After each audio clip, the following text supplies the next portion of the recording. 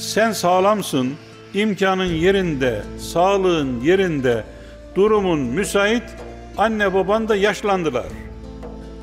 Ne yapacaksın?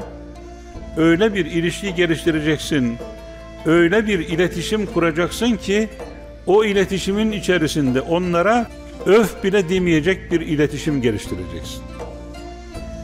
Anne babandan birisi ya da her ikisi senin yanında yaşlılık çağına ulaşırsa öf bile demeyeceksin diyor.